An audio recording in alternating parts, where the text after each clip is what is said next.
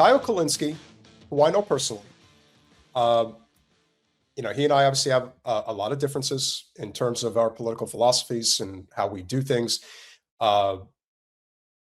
Unfortunately for him and Crystal and a lot of others, protecting their brand is a priority above all others. And when it is painfully clear that this sort of protection racket of elements within the Democratic establishment is clear, you can't ignore it, because we all know how bad these things get. The wolf in sheep's clothing. That's the problem. The sentiment that had Kamala Harris been president, that none of this would have happened. Smash that like button, my friends. Please, please smash it. It's just not true, because we already had the precedent set. It was already set for almost a year and a half by the time Trump took over. That's a long time. That's not just a few minutes. And foundationally, the Biden-Harris administration could have stopped this dead in its tracks if it wanted to, but it didn't. And so this suggestion that we were somehow going to avoid what we're in now as a result is hogwash. Do I think it wouldn't have been as in your face? No. In fact, I think the Harris administration would have done a much better job at hiding this activity. But here's what Kyle had to say. Again, I understand why he's doing it, but it doesn't mean he's right. A 0% chance that Kamala Harris would have blown up random dinghy fishing boats in the Pacific and the Caribbean, which Trump has now done dozens of times, hundreds of times, killed at least 200 people doing that. There is a 0% chance Kamala Harris would have carpet bombed little girl schools in Iran.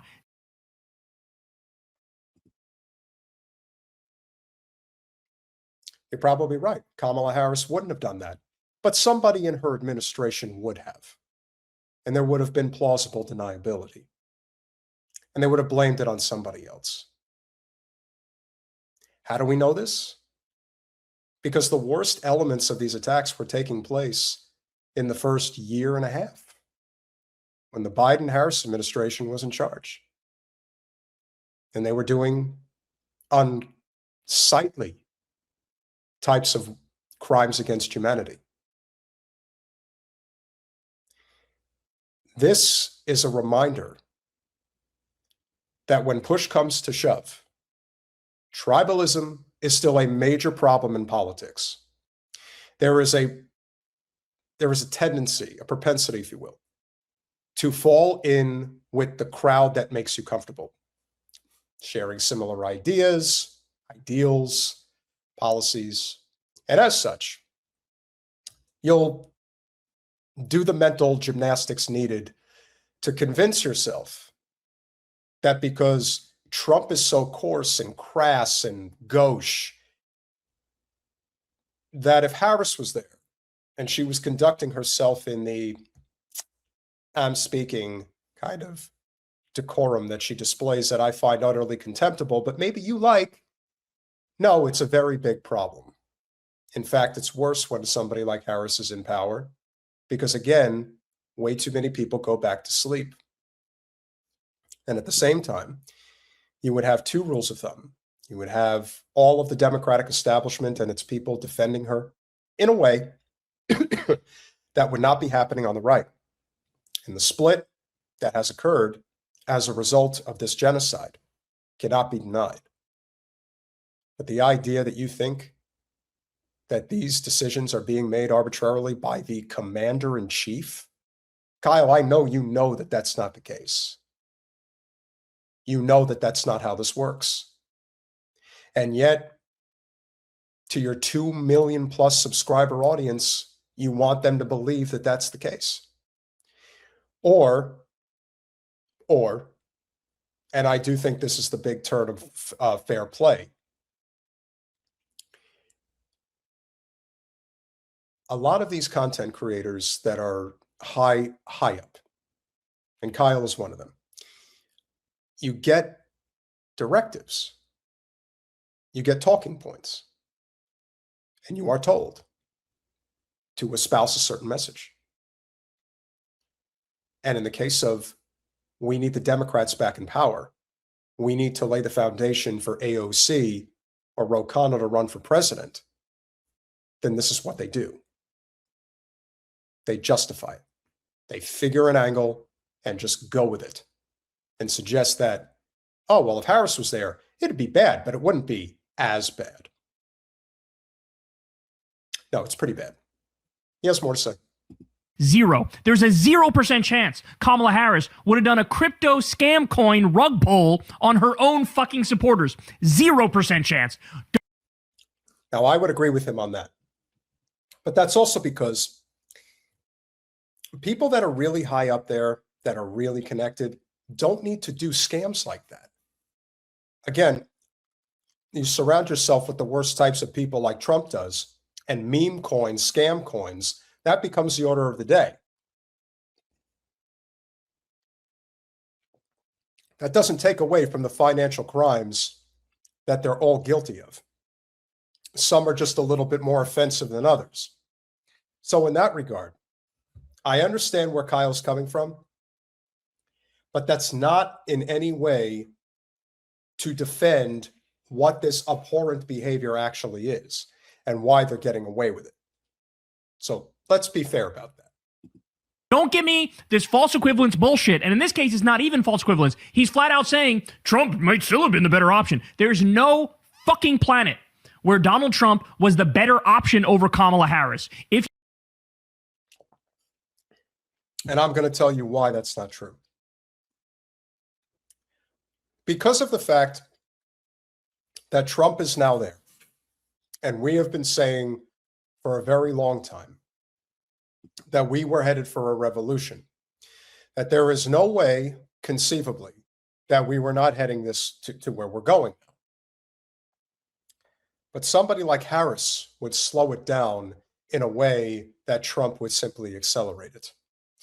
The financial crimes are so in our face, are so deliberate. You saw what happened at UFC 250. One of the guys was basically threatened, probably with his life, for exposing the attempts at insider trading, if you will, on UFC fights that Eric Trump was trying to do. That type of criminal behavior would be so much more protected if Kamala's administration was in power right now. And you know that, Kyle. You have to rip off the Band-Aid. You cannot keep this going on. It's insane. And in a way, you are defending it. That may not be your intention, but that is what you're doing. And you should be called out for it. You believe that? Your brain is motherfucking figgy pudding. Let's be serious. A little bit too much TRT, a little bit too many steroids, and a little bit too much alpha brain, and now all of a sudden, you're the world's dumbest man. Because this is completely and utterly unacceptable. Spare me. Or say the real thing. Say what you actually think. Black woman, not comfortable with the whole black woman thing. Because that's probably what they're actually feeling. You see, when you decide to go down that road, that's when you know you've lost. There is not enough of a percentage of the population, despite what a lot of people think, that truly care about that anymore. Are there ones that care about it? Absolutely. There are millions. But you know what? A lot of it is still tribalism. As of this moment, Byron Donalds is going to be the governor of Florida. Florida is going to have a black man as their governor. So again, I am not buying into this angle that is typically employed by those that are at the tippy top of the Democratic establishment in independent media. And that is just how it is. So to make the suggestion that the sole reason that you decided that you can't vote for Kamala Harris is because she's, and I'm not even getting into the whole thing about what culture or whatever she is. She is a detestable human like Trump is. And that's a problem. The system is designed so that we can't have nice things. And I don't hear you saying that. Kyle also doesn't like the fact that Joe Rogan stopped taking his calls. He was on the show a few times. Now he doesn't do it anymore. Who knows if that affected him in any way? Economically, who cares? But to suggest that that's the reason, again, you're grasping at straws. There are a lot of other reasons you could go to. Let me tell you what more people care about than Kamala's skin color. They care about that cackle that is nightmare fuel. It's like Hillary Clinton. Feeling, right? Oh, you're going to let the black woman run shit? Yeah, no, let's go with the fat pedophile, rapist, war criminal. I'm sure he'll be better. Yeah, the guy born with a silver spoon in his mouth worth hundreds of millions of dollars. That guy who's been a fucking asshole his entire life, who failed up his entire life. That douchebag, yeah, let's go with him. And again, I want to be clear here, and I'm not even addressing this angle with Rogan because I never talk about Rogan anymore. Rogan made his choice. That's his problem. But Kyle, who is a political aficionado, he does know stuff. He does.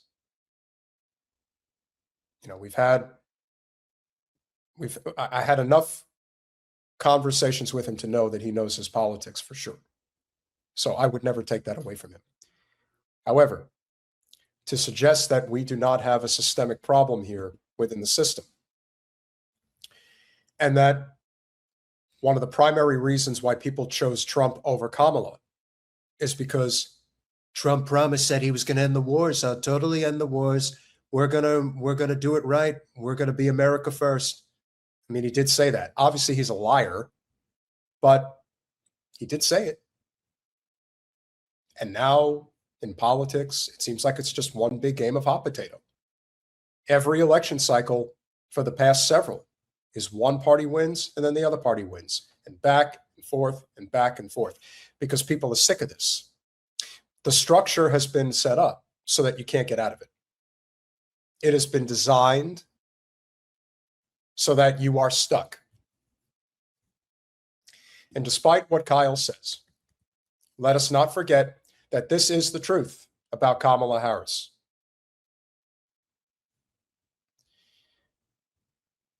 Now,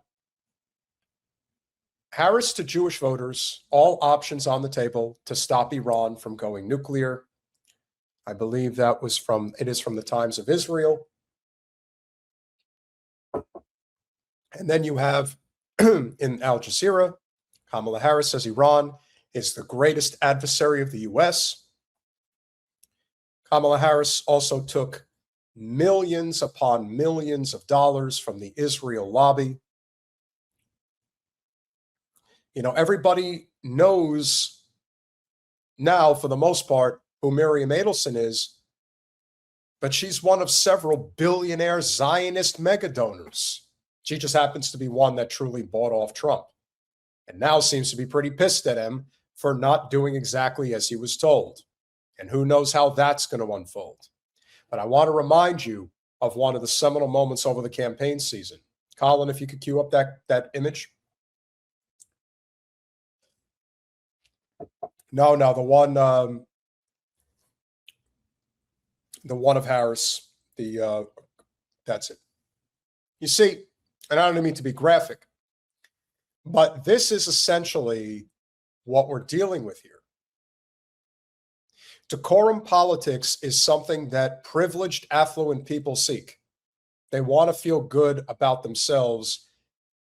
They don't really want to know what's going on that they are either directly responsible for or are contributing to because they choose not to do anything about it.